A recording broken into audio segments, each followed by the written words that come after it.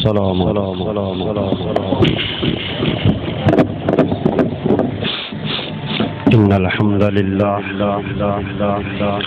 إن الحمد لله نحمده ونستعينه ونستغفره ونعوذ بالله من شرور أنفسنا ومن سيئات أعمالنا من يهده الله فلا مضل له ومن يضلله فلا هادي له وأشهد أن لا إله إلا الله وحده لا شريك له وأشهد أن محمدا عبده ورسوله أما بعد فأعوذ بالله السميع العليم من الشيطان الرجيم من حمزه ونفخه ونفسه وما خلقت الجن والإنس إلا ليعبدون فقد قال النبي صلى الله عليه وسلم بدأ الإسلام غريبا وسيعود كما بدأ غريبا فطوبى للغرباء رب اشرح لي صدري ويسر لي أمري واحلل عقدة من لساني يفقهوا قولي رب زدني علما رب زدني علما سبحانك لا علم لنا إلا ما علمتنا إنك أنت العليم الحكيم اللهم صل على محمد وعلى آل محمد كما صليت على إبراهيم وعلى آل إبراهيم إنك حميد مجيد اللهم بارك على محمد وعلى آل محمد كما باركت على إبراهيم وعلى آل إبراهيم إنك حميد مجيد معزز خواتین و حضرات سامعین کرام قرآن مجید فرقان حمید کا جو مقام تلاوت کیا ہے اس کے اندر اللہ وحدہ لا شریک نے ارشاد فرمایا وما خلقت الجن والانس الا لیعبدون ہم نے جنوں اور انسانوں کو صرف اپنی بندگی یعنی عبادت کے لیے پیدا فرمایا تو بندگی کے حوالے سے چند گزارشات آپ حضرات کے گوش گزار کرنے کی کوشش کروں گا بندگی کے لیے اللہ خالق کائنات نے ہم سب کو بنایا ہے ہماری تخلیق کا مقصد اللہ وحدہ لا شریک کی بندگی ہے اور بندگی وہ چیز ہے جس کا عہد و پیمان اور وعدہ خالق و مالک نے عالم ارواح کے اندر انسانیت سے لے لیا تھا الست بربکم کیا میں تمہارا رب نہیں ہوں تو سب نے کہا تھا قالوا بلا کیوں نہیں باری تعالیٰ تو ہمارا خالق و مالک اور رب ہے ہم تجھے ہی پوجیں گے تیری ہی بندگی اور عبادت کریں گے یہ وعدہ انسانیت نے اپنے خالق و مالک کے ساتھ عالم ارواح کے اندر کر لیا پھر انسانیت اس دنیا کے اندر آ کر اس دنیا کی رنگینیوں میں کھو کر اس دنیا کی آرائش اور آسائشوں کے اندر دل لگا کے اللہ کے ساتھ کیے ہوئے اس وعدے کو بھول گئی انسانیت نے اللہ کے ساتھ کیے ہوئے ہوئے وعدے کو بھلا دیا تو خالق و مالک نے وہی وعدہ یاد دلانے کے لیے انبیاء کرام علیہم السلام کو بھیجا اور تسلسل کے ساتھ بھیجا، اور ہر نبی کے ذریعے اللہ نے بندگی کا وہی وعدہ انسانیت کو یاد دلایا، اور ہر نبی کے ذمے یہ کام لگایا کہ میری بندگی کروانی ہے، اور میرے علاوہ کائنات کے اندر جس کسی کی بندگی ہو رہی ہے اس سے انسانیت کو ہٹا دینا ہے۔ انبیاء کرام علیہم السلام تسلسل کے ساتھ آتے رہے، اور اللہ وحدہ لا شریک نے اپنا یہ حق انسانیت سے مانگ کے لیا، اور مانگا بھی تکرار کے ساتھ، اور بار بار مانگا، انبیاء کرام علیہم السلام کو بھیج کے مانگا، فرمایا میرے بندو تمہارا خالق و مالک میں ہوں، تمہارے لیے روزی روٹی کا بندوبست میں کروں گا، کائنات کی ہر نعمت تمہیں میں عطا کروں گا، سب کچھ تمہیں میں نے دینا ہے، پر ایک چیز میں رب تم سے مانگتا ہوں، وہ میری مانگ ہے، وہ صرف مجھی کو دینی ہے، میرے علاوہ کائنات کے اندر کسی اور کو وہ چیز نہ دے بیٹھنا، بھول کر بھی، خطا کر کے بھی، غلطی لگ جانے سے بھی میری وہ چیز کسی اور کو نہ دے بیٹھنا، میں تم سے مانگ کے لیتا ہوں، مانگتا ہوں، بار بار تکرار کے ساتھ انبیاء کرام علیہم السلام کو بھیج کر مانگتا ہوں۔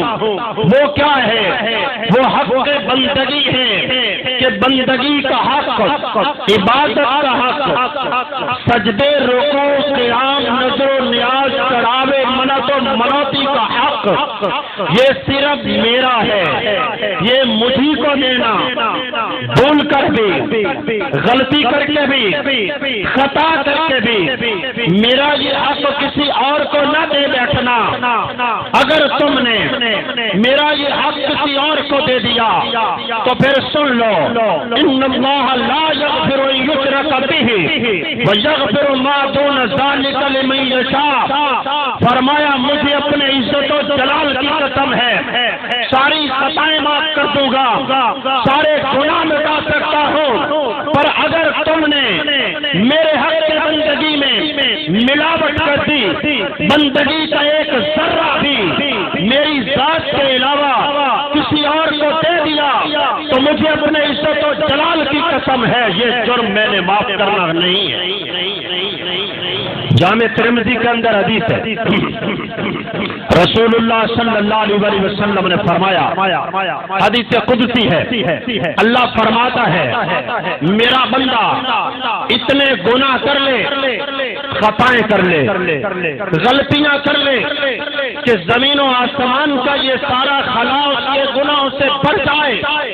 میرے پاس اس حالت میں پہنچے کہ شرک نہ کرتا ہو، میری بندگی کے حق میں اس نے ملاوٹ نہ کی ہو، بندگی کا ذرہ بھی میرے علاوہ کسی اور کا نہ دیا ہو، اتنے گناہ لے کے آ جائے، مجھے اپنے عزت و جلال کی قسم ہے اس کے گناہ سے 2 گنا رحمت لے کر اس کا استقبال کروں گا اور اسے معاف کر دوں گا۔ شرط یہ ہے کہ بندگی وہ خالص میرے لیے، عبادت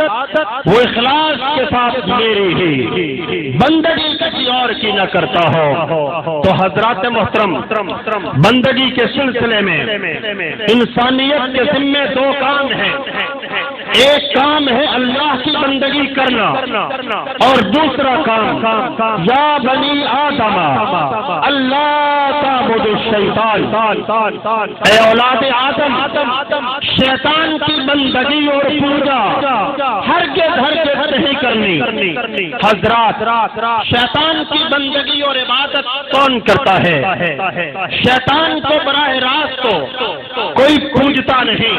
پھر شیطان کی بندگی اور عبادت کا مطلب کیا ہے؟ شیطان کی بندگی اور عبادت کا مطلب یہ ہے کہ کائنات کے اندر اللہ کی بندگی کے علاوہ بندگی کے جتنے مظہر ہیں، بندگی کے جتنے مقامات ہیں، بندگی کی جتنی شکلیں ہیں، بندگی کی جتنی صورتیں ہیں، خواہ کوئی پتھر پوجتا ہے، لکڑی پوجتا ہے، سونے کی مورتی پوجتا ہے، گائے پوجتا ہے، گھوڑا پوجتا ہے، قبر پوجتا ہے، شجر و حجر پوجتا ہے، زندہ اور مردے کو پوجتا ہے، یہ ساری بندگی کی شکلیں دراصل یہ ابلیس شیطان کی بندگی کے مظہر ہیں۔ اللہ کی بندگی وَنِعْبُدُونِي هَذَا صِرَاطٌ مُسْتَقِيمٌ، اللہ کی بندگی کا ایک ہی راستہ ہے اور وہ محمد کریم صلی اللہ علیہ وسلم کا راستہ ہے جو اللہ کی بندگی سے ہٹا ہوا ہے۔ وہ جس کسی کی بھی پوجا کرتا ہے دراصل وہ شیطان ابلیس کی پوجا کرتا ہے۔ تو اللہ نے ہمارے ذمہ دو کام لگائے ہیں، یا بنی آدم اللہ تعبدوا الشیطان، اے اولاد آدم شیطان کو بالکل نہیں پوجنا، اور وما خلقت الجن والانس الا لیعبدون، میں اللہ کو لازماً پوجنا ہے۔ تو ہمارے ذمہ دو کام ہیں، ایک اللہ کو پوجنا، دوسرا اللہ کے علاوہ کسی اور کو نہ پوجنا۔ اور انبیاء کرام علیہم السلام کے ذمے میرے اللہ نے یہی بات لگائی تھی کہ میرے نبیوں دنیا کائنات کے اندر چلے جاؤ، وہاں جا کے میری دعوت دینی ہے، میری طرف لوگوں کو بلانا ہے، اور لوگوں کا ناطا غیر اللہ سے توڑ کے دنیا کے اندر جتنے معبودان باطلا انہوں نے بنا رکھے ہیں ان سب سے ان کا ناطا توڑ کے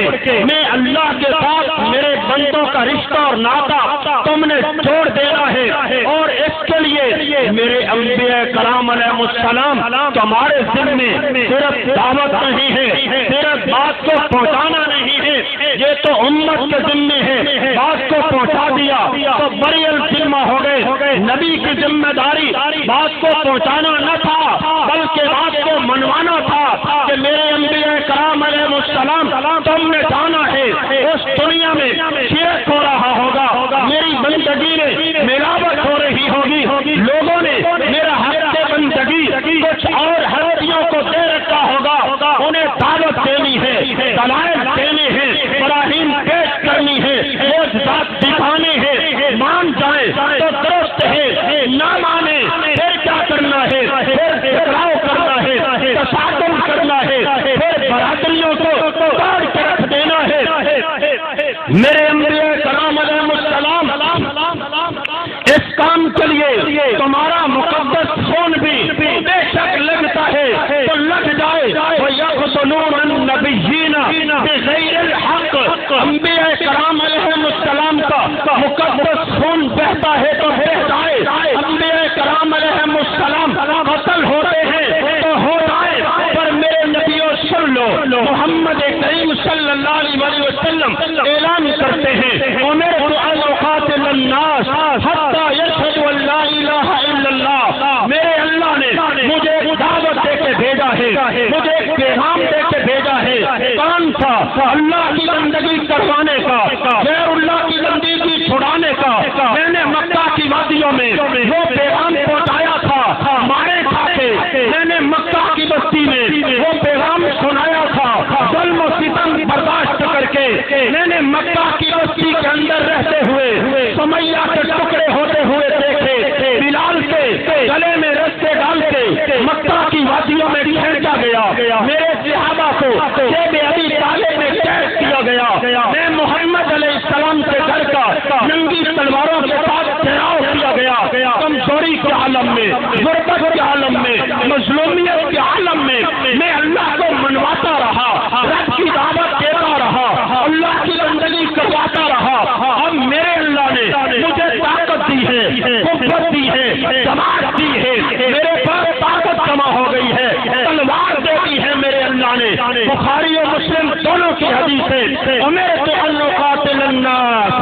حتی یشہدوا ان لا الہ الا اللہ ویقیموا الصلاۃ ویؤتوا الزکاۃ۔ اب میری تلوار چلے گی، اب میری تلوار حرکت میں آئے گی، لوگوں کی جوانیاں کٹے گی، گردنیں کٹتی رہے گی۔ اس وقت تک محمد علیہ السلام کی تلوار نیام میں نہیں آئے گی جب تک لوگ غیر اللہ کی بندگی چھوڑ کے اللہ کی بندگی کو اختیار نہیں کر لیتے۔ اللہ بندگی کا مسئلہ کائنات کی سنجیدہ ترین حقیقت ہے۔ یہ وہ مسئلہ نہیں ہے کہ جس کی مرضی میں آئے مان لے، جس کی مرضی میں نہ آئے چلو نہ مانے۔ یہ وہ بات نہیں ہے میرے بھائیوں، یہ تو وہ بات ہے جس کو ماننا ہی پڑے گا، اور مانے بغیر گزارا نہیں ہو سکتا۔ اس کو ماننا ہوگا، ہر حال میں ماننا ہوگا، آسانیوں میں بھی ماننا ہوگا، تنگیوں میں بھی ماننا ہوگا، مشکلات اور مصائب آ جائیں تب بھی ماننا ہوگا، وقت آسان ہو جائے، سہولتیں پیدا ہو جائیں اور لوگوں کی طرف سے پروٹوکول مل جائے تب بھی ماننا ہوگا۔ مخالفت ہو، مزاحمت ہو، تانے ہو، دشمنیاں ہوں، عداوتیں ہوں، ماحول جیسا بھی پیدا ہو جائے، اس بات کو ماننا ہے۔ اسے مانے بغیر چارہ نہیں ہے۔ ذرا آپ ایک اندازہ لگائیں، تصور کریں، بہت کا میدان ہے، محمد کریم صلی اللہ علیہ وسلم زرہ پہنے ہوئے ہیں، محمد کریم صلی اللہ علیہ وسلم کے پیارے ساتھی، پیارے صحابہ، جن میں سیدنا حمزہ آپ کا پیارا چچا بھی ہے، 70 دوستوں کی لاشیں تڑپ رہی ہیں، گلے کٹے ہوئے ہیں، گردنیں کاٹ دی گئی ہیں، مسلح کر دیا گیا ہے، اور محمد کریم صلی اللہ علیہ وسلم اس وقت زرہ پہنے ہوئے، تلوار اٹھائے ہوئے، رحمت والے پیغمبر محمد کریم صلی اللہ علیہ وسلم کے تیر آتا ہے، آپ کے چہرے مبارک کے اندر لگتا ہے، تیر پھنس جاتا ہے، نکلتا نہیں۔ جب صحابہ زور سے ہاتھ کھینچتے ہیں اس تیر کو نکالنے کے لیے تو رحمت والے پیغمبر کے دو ہاتھ مبارک ٹوٹ جاتے ہیں، تیر بھی نکل جاتا ہے۔ حضرات 70 لاشوں کو اٹھایا ہے، سیدنا حمزہ کی لاش کو اٹھایا ہے، پر محمد کریم صلی اللہ علیہ وسلم کا وہ فیصلہ جو آپ نے سنایا تھا، امرت ان اقاتل الناس حتی یشہدوا ان لا الہ الا اللہ، یہ بندگی کا وہ مسئلہ ہے جس کے لیے ہم اپنا خون دے سکتے ہیں، کسی کا خون لے سکتے ہیں، ہم اپنی جان پیش کر سکتے ہیں، کسی کی جان لے سکتے ہیں، اپنی جوانی دے سکتے ہیں، کسی کی جوانی کو کاٹ سکتے ہیں۔ یہ وہ مسئلہ ہے جس بنیاد پہ محمد کریم صلی اللہ علیہ وسلم نے قوموں کی اسلام کی بنیاد رکھی ہے، صحابہ کرام کو ایک الگ تشخص دیا ہے، ایک الگ جماعت بنایا ہے، اور ان کی اساس اور بنیاد کیا تھی؟ ان کی اساس اور بنیاد اللہ کی بندگی، اللہ کی بندگی پر لوگوں کو کھڑا کرنا ہے، اللہ کی بندگی لوگوں سے منوانی ہے، اور بندگی صرف نماز کو نہیں کہتے، نماز تو ایک جز ہے بندگی کا، ایک قدم ہے بندگی کی طرف اٹھنے والا۔ بندگی دراصل اللہ کے حکموں کو مان لینے کا نام ہے، اللہ کا جو حکم بھی آئے یہ نچوڑ اور خلاصہ ہے بندگی کا۔ اللہ کا جو حکم آئے بندہ اس کو مان لے، اللہ کا جو آرڈر آئے اس کو تسلیم تسلیم کر لیا جائے، اس کا نام بندگی اور عبادت ہے۔ ایک حدیث سناتا ہوں، مسند احمد کے اندر حدیث ہے، رسول اللہ صلی اللہ علیہ وسلم نے فرمایا کوئی بھائی جو صحت مند اور تندرست ہے ٹیک لگا کے نہ بیٹھے، آداب خطبہ کے خلاف ہے ٹیک لگا کے بیٹھنا، گھٹنے پکڑ کے بیٹھنا، سونے والی کیفیت بنا کے بیٹھنا، یہ آداب خطبہ کے خلاف ہے۔ اللہ بھائیوں کو اجر عطا فرمائے۔ نبی علیہ الصلوۃ والسلام نے فرمایا قیامت کا دن ہوگا، پوری انسانیت اللہ کے حضور جمع ہوگی، چار لوگ اللہ کے حضور عبادت نہ کرنے، بندگی بجا نہ لانے کی وجہ سے اپنا عذر پیش کریں گے۔ ان میں سے ایک زمانے فطرت کا انسان ہوگا، دوسرا بہرا ہوگا، تیسرا پاگل اور دیوانہ ہوگا، چوتھا وہ بوڑھا جس کی عقل میں فطور آ گیا تھا۔ یہ چار لوگ اللہ کے حضور اپنا عذر پیش کریں گے۔ زمانہ فطرت کا انسان کہے گا باری تعالیٰ تیرے انبیاء آئے، تیری کتابیں آئیں، سب حق تھا، پر اللہ میرے کانوں نے تو سنا ہی کچھ نہیں، مجھ تک تو پہنچا ہی کچھ نہیں۔ اللہ میں تیرا حکم کیسے مانتا، کیسے سمجھتا، عمل کیسے کرتا؟ دیوانہ کہے گا باری تعالیٰ تیرے انبیاء آئے، کتابیں آئیں، تیرے انبیاء کا پیغام پہنچانے والے آئے، سب حق تھا، پر باری تعالیٰ مجھے تو بچے مینگنیاں مارا کرتے تھے، میرے پاس تو شعور اور عقل ہی نہیں تھی۔ اسی طرح ہر بندہ اپنا عذر پیش کرے گا۔ میرا اللہ میدان حشر میں ان کو آزمائے گا۔ اللہ فرمائے گا اگر تمہارے پاس میرا پیغام آتا تو تم کیا کرتے؟ کہا باری تعالیٰ تیرا حکم آتا، تیرا پیغام آتا، ہماری کیا مجال تھی کہ ہم نہ مانتے۔ دوران خطبہ مقتدی آپس میں بات کریں تو جمعے کا اجر ٹوٹل ضائع ہو جاتا ہے۔ بھائی عرصہ دراز سے جمعہ پڑھنے کے لیے آ رہے ہیں، سمجھ کے آیا کریں تاکہ جاتے ہوئے رحمت سے جولیاں بھر کے لے جائیں، کہیں ایسا نہ ہو کہ ان بد نصیب لوگوں کی طرح ہو جائیں کہ جو جیسے خالی ہاتھ آئے تھے ویسے ہی واپس چلے گئے۔ دوران خطبہ جمعہ دیر ہو جائے تو وضو کر کے سیدھے آ کے بیٹھ جایا کریں خطبہ جمعہ سننے کے لیے۔ دو بھائی میرے سامنے کھڑے گفتگو کر رہے ہیں، عجیب بات ہے، بھائی سیکھ کے آیا کریں۔ صرف مسجد میں آنے پر اجر نہیں ملتا، صرف مسجد میں آنے پر اللہ کی قسم اجر نہیں ملتا۔ شیخ البانی رحمت اللہ علیہ سلسلہ سیاح کے اندر حدیث لائے ہیں، فرماتے ہیں ایک بندہ 60 سال نماز پڑھتا ہے، 60 سالوں میں پڑھی گئی ایک نماز بھی میرا اللہ قبول نہیں فرماتا۔ صرف مسجد میں آ جانے پر اجر نہیں ملتا، آئیں سنت کے مطابق وقت گزاریں، سنت کے مطابق نماز پڑھیں، میرا اللہ جوڑیاں بھر کے عطا کرے گا۔ مرضی سے آئیں اور مرضی سے جائیں، مسجد میں آنے سے بھی کچھ نہیں ملے۔ تو چاروں لوگ اپنا عذر پیش کریں گے۔ میرا اللہ فرمائے گا اگر میرا پیغام آتا تو کیا کرتے؟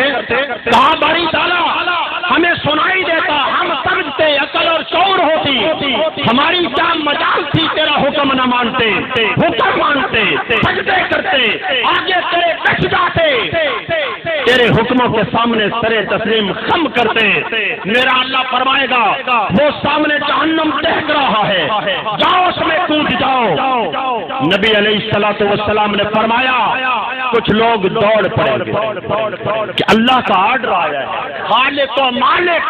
جس نے پیدا کیا ہے اس کا آرڈر اور حکم آج سنا نہیں ہے۔ آج پہلی مرتبہ کانوں میں محبوب کی آواز آئی ہے، دوڑ پڑیں گے، کود جائیں گے جہنم میں۔ رسول اللہ صلی اللہ علیہ وسلم نے فرمایا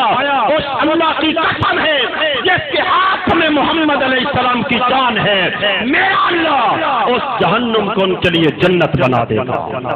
اور وہ جنت میں پہنچائیں گے۔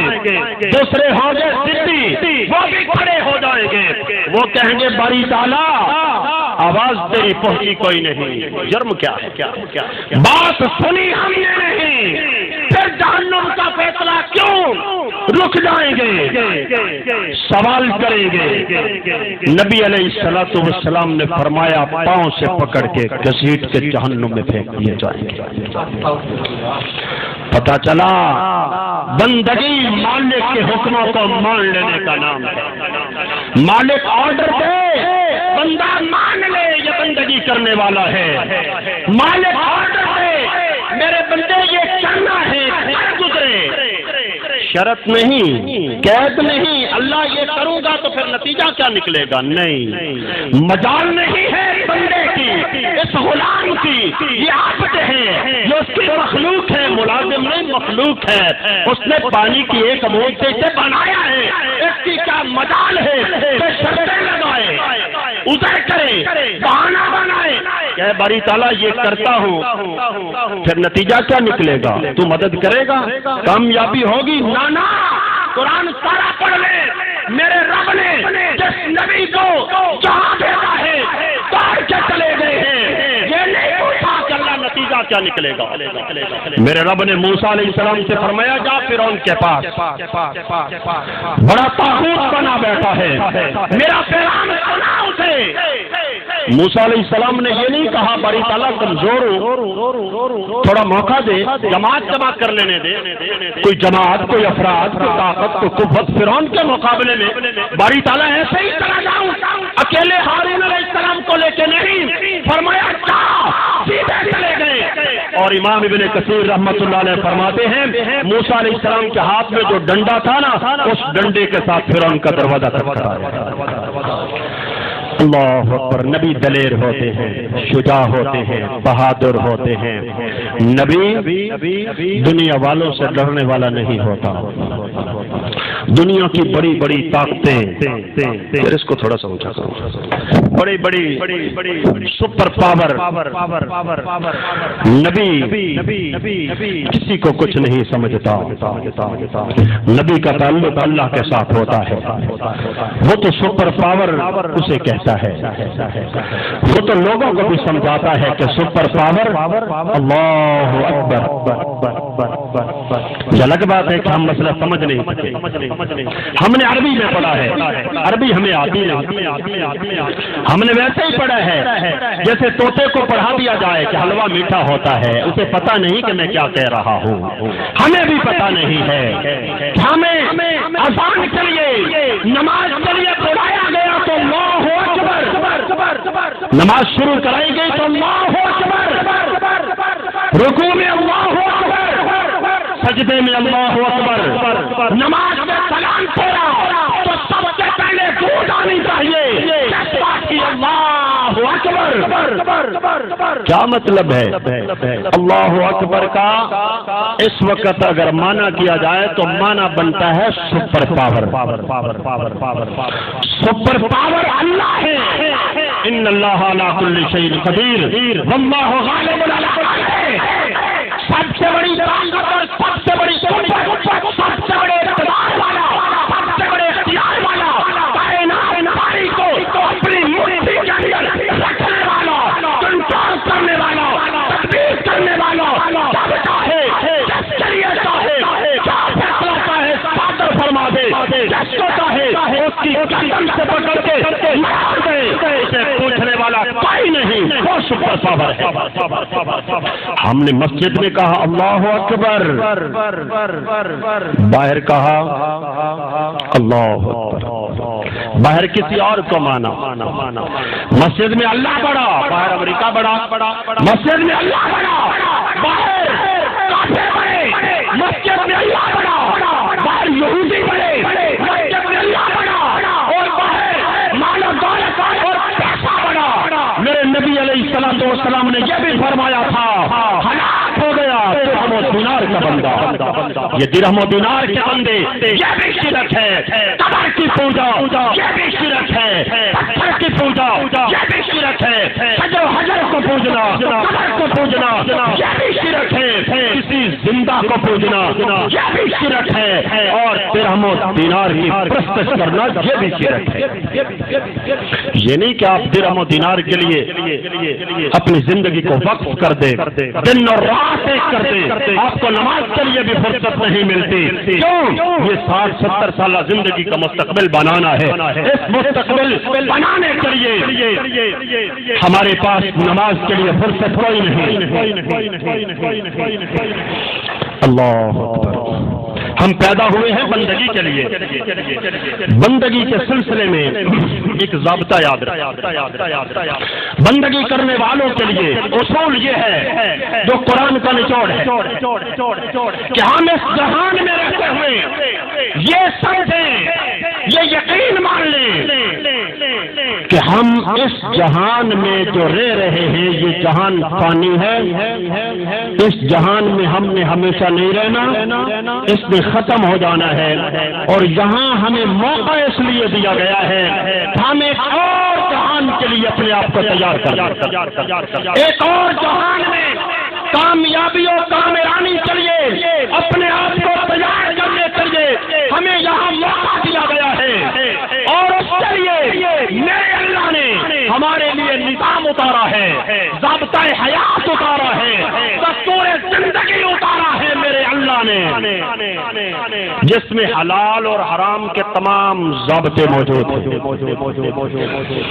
جس میں حلال اور حرام کے تمام ضابطے موجود ہیں۔ فرمایا میرے بندو اس کو میں نے اتارا ہے محمد علیہ السلام کے قلب انور پہ، میرے نبی نے مارے کھا کے تم تک پہنچایا ہے، اس کو پڑھ لو، سمجھ لو، مان لو، قلب و باطن میں اتار لو، گھروں کا، برادریوں کا، شہروں کا، ملکوں کا نظام اور دستور اسے بنا لو، اور خبردار کہیں میرے کلام کو سمجھے، مانے اور اپنائے بغیر چلے نہ آنا، اگر چلے آؤ گے تو باقیوں کے لیے پھر میں نے قید خانہ بنایا ہے جس کا نام جہنم ہے۔ اللہ اکبر۔ تو ہم پیدا ہوئے ہیں بندگی کے لیے، بندگی میں مین چیز کیا ہے؟ اللہ کے آرڈر کو ماننا، اللہ کے حکم کو ماننا، اس کا حکم آئے نماز کے لیے تو نماز پڑھنی ہے، اس کا حکم آئے زکات کے لیے تو زکات دینی ہے، اس کا حکم آئے حج کا تو حج کرنا ہے، اس کا حکم آئے رمضان کے روزے رکھنے ہیں تو روزے رکھنے ہیں، یہ بندگی ہے۔ اس کا آرڈر آئے میرے بندے یہ کھانا ہے، فلاں چیز تو نہیں کھا سکتا، میرے بندے تیری آنکھ فلاں چیز نہیں دیکھ سکتی، میرے بندے تیرے کان حرام نہیں سن سکتے، تو یہ بندہ جن چیزوں سے خالق و مالک نے روک دیا ہے، رک گیا ہے، اور جو کرنے کا آرڈر دیا ہے کر رہا ہے، تو یہ بندگی کرنے والا ہے، یہ بندگی کرنے والا ہے۔ اور بندہ بندگی کے لیے پیدا ہوا ہے، یہ ہر وقت بندگی میں ہوتا ہے، ہر وقت بندگی میں ہوتا ہے۔ یہ نہ سمجھنا کہ مسجد میں آنے والے بندگی کر رہے ہیں اور جو مسجد نہیں آئے وہ بندگی نہیں کر رہے، نہ میرے بھائیو یہ بھول ہے، بندگی سب کرتے ہیں، جو مسجد آتے ہیں وہ بھی کرتے ہیں، جو نہیں آتے وہ بھی کرتے ہیں، جو اللہ کا آرڈر مانتے ہیں وہ بھی بندگی کرتے ہیں، جو میرے رب کا حکم نہیں مانتے بندگی وہ بھی کرتے ہیں۔ فرق یہ ہے کہ جو اللہ کا آوازہ سن کے، اللہ کا حکم مان کے اللہ کی طرف لپکتے ہیں، دوڑتے ہیں، آ جاتے ہیں، یہ رب کی بندگی کرنے والے ہیں، اور جو اللہ کا حکم مان کے نہیں آئے یہ ابلیس کی بندگی کرنے والے ہیں۔ بندگی وہ بھی کر رہے ہیں، بندگی آپ بھی کر رہے ہیں۔ کوئی بندہ شعور سنبھالنے کے بعد ایسا نہیں ہے جو بندگی نہ کر رہا ہو، بس ہم نے یہ دیکھنا ہے کہ اب اس وقت ہم اللہ کی بندگی میں ہیں یا نہیں۔ اگر اللہ کی بندگی میں ہیں تو مبارکباد کے مستحق ہیں، اور اگر رب کی بندگی سے آزاد ہو گئے ہیں تو پھر ابلیس کی بندگی میں۔ بھئی بندہ بندگی سے ہے، یہ عبد ہے، عبد کا معنی ہے غلام۔ غلام کی کیا مجال ہے کہ مرضیاں اپنی کرتا پھرے، غلام کی کیا مجال ہے کہ حکم کو نہ مانے۔ چلے آج سے 1400 سال پہلے ذرا غلامی کا تصور آنکھوں کے سامنے لائیں۔ غلام کون ہوتا ہے؟ نوکر نہیں، وہ غلام جو آقا کی زر خرید ملکیت ہوتا ہے، چاہے آقا اسے بیچ دے چاہے نہ بیچے، چاہے اسے دھوپ میں کھڑا کر دے چاہے چھاؤں میں کھڑا کر دے، چاہے اسے سزا دے اس کی چمڑی اتار دے، دنیا کا کوئی قانون اسے پوچھ نہیں سکتا، چاہے اسے قتل کر دے دنیا کا کوئی قانون اسے نہیں پوچھ سکتا، اس کی ملکیت ہے۔ گویا آپ کی بکری ہے، دل چاہے تو پاس رکھو، دل چاہے تو ذبح کر کے کھا لو، تمہیں دنیا کا کوئی قانون نہیں پوچھ سکتا۔ غلام باسا تو ہم ہیں غلام، اور آقا غلام کو رہنے سہنے کے لیے ایک جھونپڑی دے دے تو پھر وہ غلام اس کا مالک نہیں بن جائے گا۔ چند ایکڑ زمین کاشتکاری کے لیے دے دے کہ چند دن گزارنے کے لیے یہاں سے روزی روٹی کا بندوبست کر لے تو پھر وہ اس کا مالک نہیں بن جائے گا۔ غلام غلام ہوتا ہے میرے بھائیوں، ان الارض للہ یورثها من یشاء، ساری زمین مشرق سے مغرب تک، شمال سے جنوب تک میرے اللہ کی ملکیت ہے، اور ساری کائنات میرے اللہ کی رعیت ہے۔ ساری کائنات اللہ کی رعیت ہے، ہم اللہ کی رعیت ہیں، اللہ کے غلام ہیں، اللہ کے عبد ہیں۔ اس نے پیدا کیا ہے اپنی غلامی کے لیے، انگریز کی غلامی کے لیے نہیں۔ اس نے پیدا کیا ہے اپنی غلامی کے لیے، یہودیوں کی غلامی کے لیے نہیں۔ اس نے پیدا کیا ہے اپنی غلامی کے لیے، ہندوؤں کی غلامی کے لیے نہیں۔ ہم آزاد نہیں، غلام ہیں۔ غلام اپنی مرضیاں نہیں کر سکتا۔ یہ جو ہمارے ہاں آزادی کے نعرے لگائے جاتے ہیں اور آزادی کے نام پہ 14 اگست کو ناچنے والی قوم نے کبھی غور ہی نہیں کیا ہمیں جو آزادی ملی ہے یہ اللہ کی بندگی سے آزادی ہے، یہ کفر اور انگریز کی غلامی سے آزادی نہیں ملی، وہ تو ہم غلام ہیں، وہاں سے چھٹکارا نہیں ملا، یہ آزادی ملی ہے۔ کس بات سے؟ رب کی بندگی سے آپ آزاد ہیں، چاہے تو نماز پڑھیں چاہے تو نہ پڑھیں، آپ آزاد ہیں، چاہے تو توحید مانیں چاہے تو نہ مانیں، آپ آزاد ہیں، چاہے تو اللہ کو سجدہ کر لیں چاہے تو کسی اور کو سجدہ کر لیں، آپ آزاد ہیں، چاہے تو رب کو پوچھ لیں چاہے تو گائے گھوڑا اور شجر حجر کو پوچھ لیں، آزاد ہیں آپ کو رب کی بندگی سے آزاد کیا گیا ہے، آپ کو غلامی سے آزاد نہیں کیا گیا۔ ہم ایسی آزادی قبول نہیں کرتے، اللہ نے ہمیں ایسی آزادی کے لیے نہیں بنایا، اللہ نے ہمیں آزاد پیدا کیا ہے کفر کی غلامی سے، یہودیوں کی غلامی سے، ہندوؤں کی غلامی سے، سپر پاور اور سپر طاقتوں کی غلامی سے میرے رب نے مجھے اور آپ کو آزاد پیدا کیا ہے اور اپنی بندگی کے لیے غلام پیدا کیا۔ ہم رب کے غلام ہیں اور باقی سب ہر کسی سے آزاد، مگر ہم بول گئے، الٹے ہو گئے، ہم نے معاملہ الٹ کر دیا، اللہ کی بندگی سے آزاد ہو گئے اور کافروں کے غلام بن گئے۔ اللہ اکبر۔ مجھے اور آپ کو اللہ نے بندگی کے لیے بنایا ہے، عبادت کے لیے بنایا ہے، تو بندگی اللہ کے حکموں کا نام ہے، حکموں کو ماننے کا نام ہے، مسجد میں اس کے حکم کو ماننا، گھر میں ماننا، بیوی کے پاس، بچوں کے پاس، شادی میں، رسم و رواج پر، بالادری کے معاملات میں جہاں کھڑے ہیں بس دیکھنا یہ ہے کہ آپ جو شادی پہ میں کھڑا ہوں اس وقت اگر میں اللہ کے حکم میں ہوں تو مبارکباد کا مستحق ہوں، اور اگر اس وقت میں اللہ کے حکم سے آزاد کھڑا ہوں تو پھر ابلیس کے بندگی میں ہوں۔ بندہ بندگی میں ہوتا ہے، صرف مسجد میں نہیں، صرف مسجد میں نہیں، مسجد میں بھی، گھر میں بھی، دکانداری پہ، کھیتی باڑی میں، بیوی بچوں کے پاس، رسم و رواج میں، شادی میں، معاملات میں، تجارت میں، دکانداری پر، دفتر میں، آپ جہاں بھی ہیں اللہ کی بندگی اور عبادت میں ہیں۔ میرے بھائیوں، ہم بندگی کے لیے پیدا ہوئے ہیں، ہماری زندگی کا مقصد اللہ کی بندگی ہے، باقی ضروریات زندگی ہے، مقصد اللہ کی بندگی ہے۔ یہ کاروبار دنیا، یہ بیوی، یہ بچے، یہ کوٹھیاں، یہ بنگلے، یہ مکانات، یہ بینک بیلنس، یہ کاروبار دنیا، یہ سب ضروریات زندگی ہے، مقصد زندگی نہیں۔ مقصد زندگی عبادت ہے، مقصد زندگی بندگی ہے۔ اللہ اکبر۔ تو بندگی کرنی کس کی ہے؟ بندگی جس کی کرنی ہے اس کا تعارف حاصل کر کے اسے جان پہچان کے اس کی بندگی کرنی ہے۔ بھائی اس نے بنایا ہے، اس نے خریدا تھوڑا، اس نے نوکری پہ نہیں رکھا مجھے اور آپ کو، اس نے بنایا ہے مجھے اور آپ کو۔ اللہ تعالی الانسان حین من الدہر لم یکن شیئا مذکورا۔ میرے بندے ذرا غور تو کر اپنی تخلیق پہ، تجھ پہ تو ایک ایسا زمانہ بھی گزرا ہے جب تو کوئی قابل ذکر چیز ہی نہ تھا۔ لم یکن شیئا مذکورا، اس قابل ہی نہ تھا کہ تیرا کوئی نام لیا جا سکے۔ اولم یری الانسان انا خلقناہ من نطفۃ فاذا هو خصیم مبین ضرب لنا مثلا ونسی خلقہ قال من یحیی العظام وهی رمیم قل یحیی الذی انشأها اول مرہ وهو بكل خلق علیم۔ انسان اپنے تخلیق سے غور تو کر،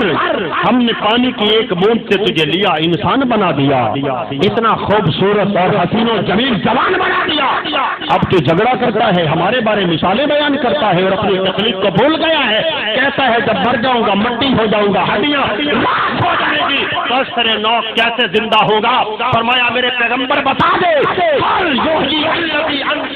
اول مرہ، تمہیں اثر نو پیدا کرنے والا وہی خالق ہے جس نے پہلی مرتبہ بنایا ہے۔ جو پہلی مرتبہ بنا سکتا ہے وہ اثر نو بھی بنا سکتا ہے، وہ تمہیں دوبارہ بھی بنائے گا۔ خلق السماوات والارض بالحق یکبر اللیل علی النہار ویکبر النہار علی اللیل وسخر الشمس والقمر کل یجری لاجل مسمى الا هو العزیز الغفار خلقکم من نفس واحدة ثم جعل منها زوجها وانزل لكم من الانعام ثمانية ازواج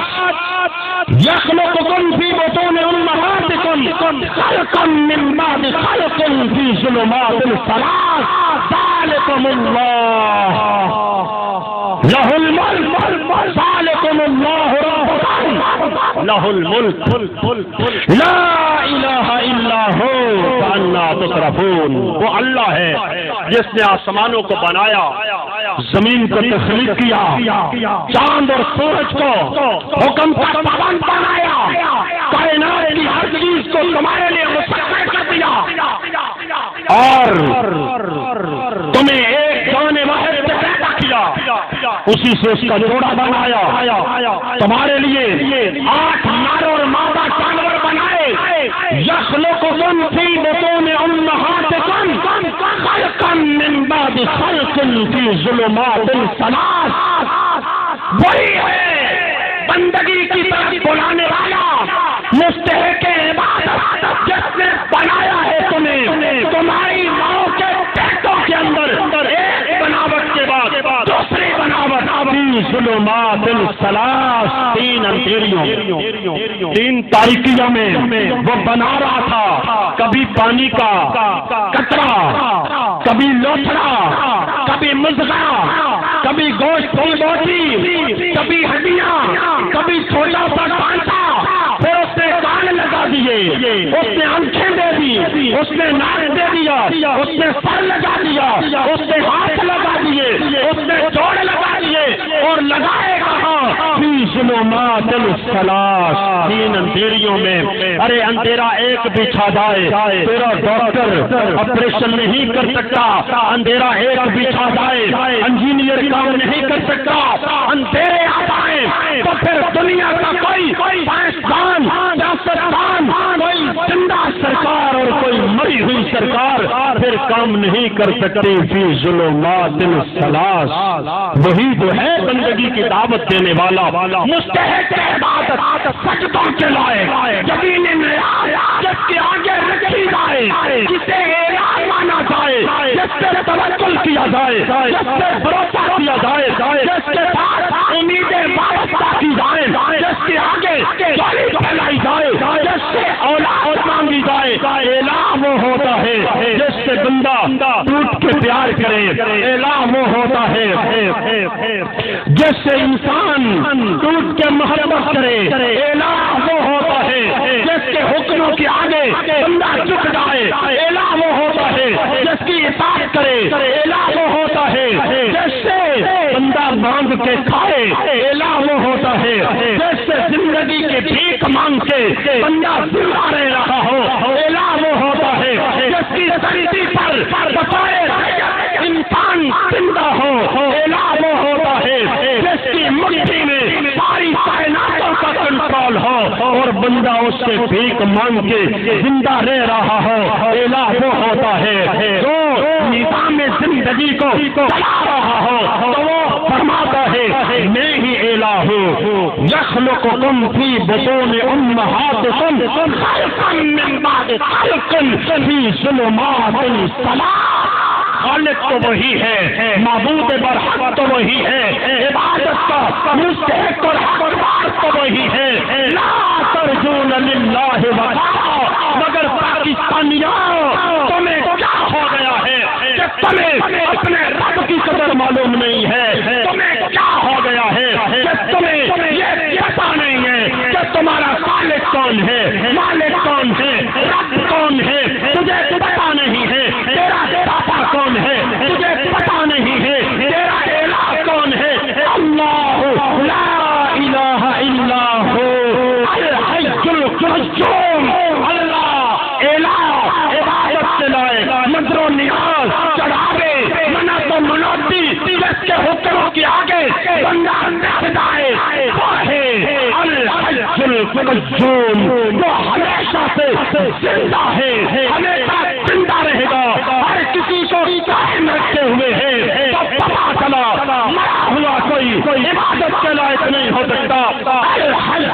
القیوم ہمیشہ سے ہے، زندہ ہے، کسی کا محتاج نہیں، اسے نہ نیند آتی ہے، نہ اونگ آتی ہے، نہ موت آتی ہے. جسے موت آ جائے وہ بیٹے نہیں دیتا، جسے موت آ جائے وہ دادا نہیں ہوتا، جسے موت آ جائے وہ غریب نواز نہیں ہوتا، جسے موت کے سواترے وہ مشکل کشا نہیں ہوتا، جسے موت گرفتار کر کے کی وادیوں میں پہنچاتے وہ دور سے فریاد نہیں ہوتا، وہ بیڑی ڈوبی ہوئی کو کنارے نہیں لگاتا. یہ تو اس کا کام ہے. الحی القیوم جو زندہ ہے، ہمیشہ سے ہے، ہمیشہ رہے گا، جو زندگیاں بانٹتا ہے، کسی کا محتاج نہیں ہے، سمجھ ہے، بے نیاز ہے، اسے کوئی مانے اس کی ربوبیت پر نہیں جاتی، اس کا کائنات انکار کرتے اس کی ربوبیت پر بادشاہ میں ایک پر کبھی نہیں ہو سکتی. وہ سمجھ ہے، وہ بے نیاز ہے، وہ ہے تیرا، وہ ہے میرا اللہ جو خالق ہے. یخلقکم فی بطون امہاتکم خلقا من بعد خلق فی ظلمات الثلاث. جس نے بنایا ہے مجھے، جس نے بنایا ہے آپ کو، تین اندھیریوں کے اندر، تین تاریکیوں کے اندر، جہاں تاریکی آ جائے، اندھیرا آ جائے، پردے ہائے ہو جائے تو پھر کوئی سن نہیں سکتا، کوئی جان نہیں سکتا، کوئی دیکھ نہیں سکتا، کوئی سمجھ نہیں سکتا. وہ اعلان کرتا ہے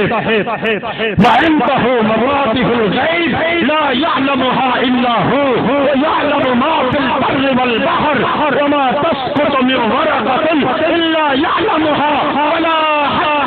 فی ظلمات الارض ولا رطب ولا یابس الا فی کتاب مبین. وہ اعلان کرتا ہے غیبوں کے پیچھے میں جانتا ہوں، پردوں کے پیچھے کائنات میں میرے علاوہ کوئی نہیں جانتا. وہ پردہ جس چیز کا بھی ہو، فرمایا دنیا کائنات کے اندر ایک طاقت میں پتا نہیں گرتا. جو معبود ہے، جو خالق ہے، اس کو جانتا ہے. فرمایا ایک اور مثال دیتا ہوں. اللہ نے فرمایا تم ذمہ ہو، کاشتکار ہو، بیج ڈالتے ہو زمین کے اندر،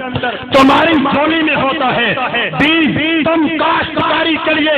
بیج ڈالنا چاہتے ہو، اسے دیکھ رہا ہے کون؟ پیر صاحب، مولوی صاحب، زمیندار، امام، پیر، فقیر، فقیر، سب دیکھ رہے ہیں، سب جانتے ہیں. پھر اسے پھینک دیا جاتا ہے، 1 انچ زمین کے نیچے چلا جاتا ہے، 1 انچ مٹی اس کے اوپر آ جاتی ہے. میرا خالق اعلان کرتا ہے ولا رطب ولا یابس ولا حبۃ فی ظلمات الارض. میرا اللہ اعلان کرتا ہے مٹی کے 1 انچ کے نیچے چلا گیا، اب کوئی نہیں جانتا. یہ اندھیریوں میں پہنچ گیا ہے، یہ تاریکی میں چلا گیا ہے، یہ ظلمات میں چلا گیا ہے. اب ڈاکٹر نہیں جانتا، اب انجینئر نہیں جانتا، اب سائنسدان نہیں جانتا، اب تیرا امریکہ، برطانیہ نہیں جانتے، ان کا پوچھنے والے نہیں جانتے. اب کوئی زندہ، کوئی مری ہوئی سرکار نہیں جانتی. اب جانتا کون ہے؟ جب پردوں کے نیچے چلا گیا ہے تو اکیلا اللہ جانتا ہے. پردے حائل ہو جائیں تو پھر کوئی جان نہیں سکتا. اللہ ایک نبی کا واقعہ بیان کرتے ہیں. فظنون اذ ذهب مغاضبا فظن ان لن نقدر عليه فنادى في الظلمات ان لا اله الا انت سبحانك اني كنت من الظالمين فاستجبنا له ونجيناه من الغم وكذلك ننجي المؤمنين. میرا نبی، پیارا نبی، اعلیٰ نبی، افضل نبی چلا گیا. کہاں پہنچا؟ فی ظلمات، اندھیریوں میں چلا گیا، تاریکیوں میں چلا گیا، پردوں کے پیچھے ہو گیا. ایک پردہ رات کا، دوسرا پردہ پانیوں کا، تیسرا پردہ مچھلی کے پیٹ کا. اب نبی مسئلہ جانتا بھی ہے، مسئلہ سمجھاتا بھی ہے. نبی نے گویا اپنے عمل سے یہ اعلان کر دیا کہ جب بندہ مصائب و آلات میں گر جائے، پردوں کے پیچھے چلا جائے، اندھیریوں میں، تاریکیوں میں، سننے والا کون ہے؟ میرے پیچھے ایک خاندان ہے. کون خاندان ہے؟ یہ پوتے ہیں یوسف علیہ السلام کے. یوسف علیہ السلام، یعقوب علیہ السلام، اسحاق علیہ السلام، ابراہیم خلیل اللہ علیہ السلام. تیرے اور میرے بنائے ہوئے کرما والے نہیں. میرے نبی نے فرمایا خاندان کے اعتبار سے یوسف ابن کریم، ابن کریم، ابن کریم، ابن کریم. یوسف کرما والا ہے خاندان کے اعتبار سے. ایسا کرما والا ہے جس جیسا کرما والا خاندان دنیا میں ہے ہی کوئی نہیں. یہ کرما والوں کا خاندان تیرا اور میرا بنایا ہوا نہیں، اللہ کا بنایا ہوا. آسمانوں سے جن کے لیے وحی اترے خاندان ہے، کرما والوں کا خاندان ہے. متخذ اللہ ابراہیم خلیلا، گہرا یار ہے، گہرا دوست ہے، پیارا ہے، محبوب ہے، دنیا کائنات کا لیڈر. پر رہنما پیچھے ہے. نبی مسئلہ بیان کرتا ہے کہ جب بندہ گر جائے، پردوں کے پیچھے چلا جائے، پھر یوسف علیہ السلام کو نہیں پکارا جاتا، پھر یعقوب علیہ السلام کو آواز نہیں دی جاتی، پھر اسحاق علیہ السلام سے مدد نہیں مانگی جاتی، پھر ابراہیم خلیل اللہ علیہ السلام کے لیے سزائے بلند نہیں کی جاتی، پھر اکیلے اس مالک کو بلایا جاتا ہے. تو اندھیریوں میں، تاریکیوں میں، ظلمات میں، پردوں کے پیچھے جو سنتا ہے اسے بلایا جاتا ہے. اور جب اسے بلایا جاتا ہے تو اعلان کرتا ہے فاستجبنا له ونجيناه من الغم. غم میں پھنس گئے تھے، مصیبت بہت بڑی آ گئی تھی، پر خالق اعلان کرتا ہے ہم نے سن لی اس کی فریاد کو اور اسے غم سے نجات دے دی. کلمہ پڑھنے والے مسلمانوں، تم بھی نجات چاہتے ہو، تم بھی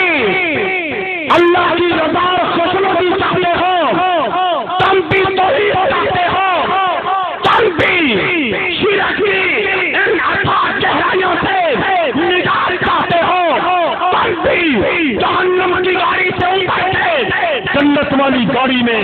بیٹھنا چاہتے ہو تو کیا کرنا ہوگا؟ وَكَذَلِكَ نُنْجِي الْمُؤْمِنِينَ، مومنوں کے لیے یہی راستہ ہے، ایمان والوں کے لیے بس یہی راستہ ہے، یہی راستہ اختیار کرنا ہوگا۔ وہ پردوں میں سنتا ہے، پردوں میں جانتا ہے، پردوں میں کام بناتا ہے جہاں کوئی نہیں بنا سکتا۔ ایک اور مثال ضمن آ گئی، عرض کر دوں، ہمارے ہاں تو مردوں کے بارے اختلاف ہوتا ہے، میں چوٹ نہیں کرتا انشاءاللہ، وہ ایمان، عقیدہ، توحید، وہ اسلام، وہ اللہ نے میرے نبی کے قلب انور پہ اتارا،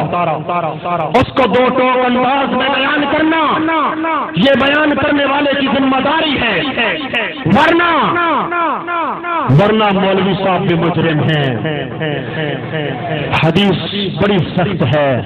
قیامت کا دن ہوگا ایک مولوی صاحب گدھے کی طرح کڑیالہ ڈالا ہوا ہوگا اور گھوم رہا ہوگا، لوگ پوچھیں گے یہ کون سا مجرم ہے؟ بتایا جائے گا حق جانتا تھا پر چھپا لیا کرتا تھا، بتایا نہیں کرتا تھا۔ ہمیں تو ڈر لگتا ہے بات آج تک پہنچانا ہماری ذمہ داری ہے، میں اور آپ رب کے حضور پیش ہونے والے ہیں، جو میں نے کہا ہے اس کا جواب دے میں ہوگا، اور جو آپ نے سنا ہے کس بنیاد پہ اس کو رد کیا ہے اس کے جواب پہ آپ۔ ہم تو کہتے ہیں، ہمارا معاشرہ تو کہتا ہے مردے جانتے ہیں پردوں کے پیچھے۔ قرآن ایک مثال بیان کرتا ہے، سورہ نمل ہے، کبھی موقع ملے تو پڑھ لینا۔ حتی اذا اتوا علی واد النمل قالت نملۃ یا ایھا النمل ادخلوا مساکنکم لا یحطمنکم سلیمان وجنودہ وہم لا یشعرون۔ چونٹی کہتی ہے میری ساتھی چونٹیوں اپنی بلوں میں گھس جاؤ، اللہ کے پیارے نبی سلیمان علیہ السلام کا لشکر جو کبھی ہوا میں پرواز کرتے تھے آج پیدل چلتے ہوئے آ رہے ہیں، انجانے میں نہ جانتے ہوئے تمہیں مسل ڈالیں گے۔ اللہ اکبر، بات سمجھانے کے لیے عرض کرتا ہوں، چیونٹیوں نے کہا ہوگا ہماری سردار چیونٹی، ہم نے تو گناہ کوئی نہیں کیا، اللہ کا نبی تو دنیا کے لیے سراپا رحمت ہوتا ہے، پھر ایسی مخلوقات جنہوں نے گناہ کوئی نہیں کیا، ہاتھ ان پہ لگتی نہیں، جرم ان پہ ہے کوئی نہیں، ان کو کیوں مار دیں گے؟ سلیمان علیہ السلام اور ان کا لشکر مار کیوں دے گا؟ فرمایا اس لیے مار دیں گے وجنودہ سلیمان وجنودہ وہم لا یشعرون۔ سلیمان علیہ السلام اور آپ کے صحابہ کو آپ کا پتہ نہیں چلے گا، آپ کی خبر نہیں ہوگی، اس لیے آپ ان کے پاؤں میں مسل دی جائیں گی اور مر جائیں گی۔ بچ جاؤ، اپنے دلوں میں چلے جاؤ۔ وہ خالق یخلقکم فی بطون امہاتکم خلقا من بعد خلق فی ظلمات الثلاث، اندھیریوں میں بنانے والا، تاریکیوں میں بنانے والا وہ خالق اعلان کرتا ہے بندگی میری کرنی ہے، پوچھنا مجھے ہے، سجدے میرے لیے کرنے ہیں، قیام میرے لیے، نذر و نیاز میرے لیے، تلاوے میرے لیے، بندگی اور عبادت کے جتنے پانچ طریقے ہیں، جتنے اقوال ہیں، جتنے افعال ہیں، وہ سب اکیلے اللہ کے لیے ہیں، اور ایک ذرہ بھر بندگی کا کوئی حصہ کائنات میں کسی زندہ یا مری ہوئی سرکار کے لیے کوئی نہیں۔ اللہ جو بندگی کریں گے میرا اللہ بے نیاز ہے، سمد ہے، اس کو ضرورت کوئی نہیں بندگی، پر جو اس کا حکم مانتا ہے وہ اس پہ راضی ہوتا ہے، جو اس کا حکم نہیں مانتے وہ ان پہ ناراض اور ناخوش ہوتا ہے، جن پہ راضی ہوتا ہے ان کے لیے اس خالق و مالک نے ایک مہمان خانہ بنایا ہے جس کی مثال کائنات میں ہونا تو دور کی بات ہے، انسان کا دل و دماغ اس کا تصور بھی نہیں کر سکتا۔ وہ مہمان خانہ ہے بندگی کرنے والوں کے لیے، اور باقیوں کے لیے حکومتیں قید خانے بناتی ہیں، میرے مالک نے بھی ایک قید خانہ بنایا ہے، اس کا نام جہنم ہے۔ فرمایا نبی علیہ السلام نے جہنم کے بعد اس سے اللہ کے حضور شکایت کرتے ہیں کہ باری تعالیٰ جہنم کے فلاں فلاں حصوں نے ہمیں بھی جلا کے راکھ کر دیا، وہ قید خانہ بنایا ہے میرے مالک نے باقیوں کے لیے، تو میرے بھائیوں، میرے دوستوں، میرے بزرگوں، کوئی اور کام ہو نہ ہو بندگی ضرور کرنی ہے، کوئی اور کام ہو نہ ہو عبادت ضرور کرنی ہے، کوئی اور کام ہو یا نہ ہو اسے ضرور پوچھنا ہے، کوئی اور کام ہو یا نہ ہو اس کے غیروں کو پوچھنے والوں کے راستے میں جہاں تک ممکن ہو رکاوٹ ضرور بننا ہے۔ جو پوجیں گے، جو عبادت کریں گے، جو آج اسے منائیں گے، میرے نبی علیہ السلام نے فرمایا حدیث بخاری و مسلم کے اندر، حشر کے میدان میں خالق و مالک کا وعدہ گونجے گا، میرا مالک ارحم الراحمین ہے، بڑا قدردان ہے، اعلان ہوگا میرے فرشتوں میرے ان جوان بندوں کو میدان حشر سے تلاش کر کے لے آؤ۔ کون سے جوان؟ شاب نشا فی عبادت اللہ، میں نے جوانی دی تھی، طاقت اور قوت تھی، جوانی کے عالم میں میرے آگے سجدے کرتے تھے، جوانی کو دیوانی نہیں بنایا تھا، جوانی کو مستانی نہیں بنایا، جوانی کو میری بغاوت اور نافرمانی میں نہیں گزار دیا، جوانی ابلیس کی نظر نہیں کی، جوانی گناہوں کی نظر نہیں کی، جوان تھے، جب جوانوں کو فلمیں دیکھ کے مزہ آتا تھا، جب جوان فائدس پڑھا کرتے تھے، یہ میرے قرآن کی تلاوت کیا کرتے تھے، جب جوان رات گندے پیسے لگاتے اپنی رات برباد کرتے تھے، یہ رات کو قیام اور سجدے کر کے اپنی رات کو سنہری بنایا کرتے تھے، لاؤ ان کو تلاش کر کے شاب النشا فی عبادت اللہ، ایسے جوانوں کو میں اپنے عرش کا سایہ عطا کرنا چاہتا ہوں۔ جوانوں، کفر کا ٹارگٹ بھی کم ہو، یہودیوں کا ٹارگٹ کم ہو، اسلام دشمنی کے لیے تمہیں ٹارگٹ کیا جا رہا ہے، اسلام بھی تمہیں دعوت دیتا ہے، میرے اللہ نے جتنے نبی بھیجے سب جوان تھے، جوانی کے عالم میں میرے اللہ نے ان کو نبوت عطا کی، آپ کو شاید معلوم ہو کہ نہ ہو، ابراہیم خلیل اللہ علیہ السلام نے جب بتوں کو توڑا تھا ان کی عمر 14 سال تھی، امام ابن کثیر نے لکھا ہے 14 سال عمر تھی، 14 سال کی عمر میں میرے جوان، میرے بھائی، یہ لڑکے لڑکیاں بننے کی کوشش کرتے ہیں، ہاتھوں میں کڑے ہیں، کانوں میں بالیاں ہیں، بال بڑے بڑے رکھے ہوئے ہیں، کپڑے ٹرینوں سے نیچے ہیں، سکولوں کالجوں سے نکلتے ہیں، سیٹیاں بجاتے ہیں، یوں لگتا ہے جیسے کسی پاگل خانے کا دروازہ کھول دیا گیا ہو۔ حضرات، لڑکیاں لڑکا بننے کی کوشش میں لگی ہوئی ہیں، مسلمانوں مسلمان بنو، جوانوں انسان بنو، جوانوں تمہارے آئیڈیل یہ انگریز نہیں ہے، تمہارے آئیڈیل یہ بلے پکڑنے والے تمہارے ہیرو نہیں ہیں، چھوٹا ہے، تم نے اپنے ہیرو بلے پکڑنے والے بنا لیے، تم نے اپنے ہیرو فلم سٹار بنا لیے، تم نے اپنے ہیرو بے حیا اور فحاشی کو عام کرنے والوں کو ہیرو بنا لیا۔ میرے بھائیوں، ہمارا لیڈر، ہمارے ہیرو مصعب بن عمیر ہیں، کسی کو پتا ہے مصعب بن عمیر بھی جوان تھا۔ میری ماں، میری بہنوں، میری بیٹیاں،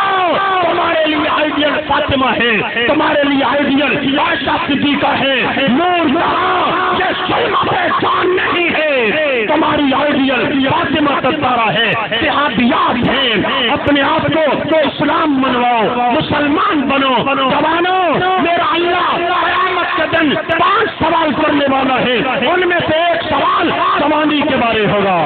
زندگانی کا الگ سوال ہوگا، جوانی کا الگ سوال ہوگا۔ جوانوں بتاؤ، اللہ پوچھنے والا ہے وان ثوابہ فیما اللہ، بتا میں نے جوانی دی تھی، جوان بنایا تھا، بتا جوانی تو نے کہاں کھپا دی؟ جب تیرے پاس جوانی تھی، طاقت تھی، قوت تھی، تیرے اندر خون کھولتا تھا، باقی توہین ہولی تیرا خون کھولتا تھا، بات کی پگڑی اٹھالی جانی تیری لبوں میں خون کھولک جاتا تھا، برادری اور خاندان اور زمین کے ایک انچ پر پر تیری جوانی جوش مارتی تھی، بتا اس وقت میری توحید بیان کر رہی تھی، بتا اس وقت تیری دیوار کے ساتھ میرے مقابلے میں ایک رت بنا کے کھڑا کر دیا گیا تھا، بتا میرے ساتھ شرک ہو رہا تھا، بتا میرے نبی کے خاکے بنا دیے گئے تھے، بتا میرے قرآن کو جلا دیا گیا تھا، بتا مسلمانوں کی عزتوں کو کیا جا رہا تھا، مسجدوں کو توڑا جا رہا تھا، بتا میری توحید کے لیے تیرا خون کیوں نہیں کھولتا تھا، بتا میرے خلاف جب شرک ہوتا تھا، بغاوت ہوتی تھی، مجھے گالیاں دی جاتی تھی، تب بتا پھر تیری جوانی جوش کیوں نہیں مارتی تھی؟ جوانی کے بارے الگ سوال ہونے والا ہے میرے بھائیوں، وہ بھی تو انسان ہیں جنہوں نے اسلام کو مانا، ڈگریاں پیش کی، ڈگریاں قربان کر دی، جوانیاں قربان کر دی، نیشنلٹی جس کے لیے میں اور آپ تڑپتے ہیں اللہ کی قسم قربان کر دی، مال اسلام پیاج کے گزرے دور میں نچھاور کر دیا، جوانیوں کو پیش کر دیا، ہم اور کچھ نہیں کر سکتے تو گھر میں رہتے ہوئے اللہ کے حکموں کو مان نہیں سکتے۔ میری ماں میری بہنوں، میری بہن نور وہ بھی تو بہن ہے، عائشہ بھی ایک عورت تھی، فاطمہ الزہرا بھی عورت تھی، میری ماں اور بہنوں آسیہ صدیقی وہ بھی تو عورت ہے، بتاؤ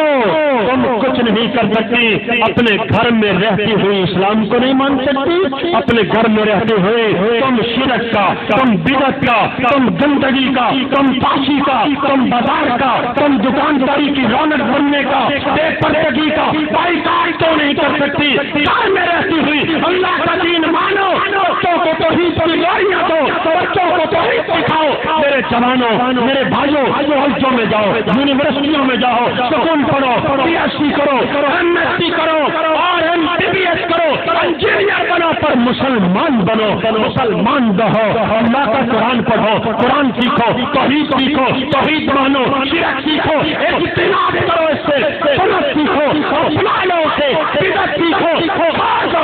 تو اللہ کے بندے بن جاؤ، شیطان کی بندگی کر کے اپنی آخرت کو برباد کر رہے ہو، تو اپنے آپ کو جہنم کا بانن اور ایندھن بنا رہے ہو، رب کی رحمتوں سے اپنے آپ کو دور لے جا رہے ہو، وہ خالق و مالک ارحم الراحمین اللہ کی قسم جنتیں دینے کے لیے اڑا رہا ہے، وہ اللہ آپ کو نعمتیں دینے کے لیے آوازیں دے رہا ہے، پیار اور محبت کی پھٹکیاں دے کے ہر رات آسمان دنیا پہ آ کے بلاوے دے رہا ہے، میرے بندے آ جا، وقت ہے، سجدہ کر لے، قیام کر لے، قرآن پڑھ لے، بغاوت چھوڑ دے، نافرمانی چھوڑ دے، گناہ چھوڑ دے،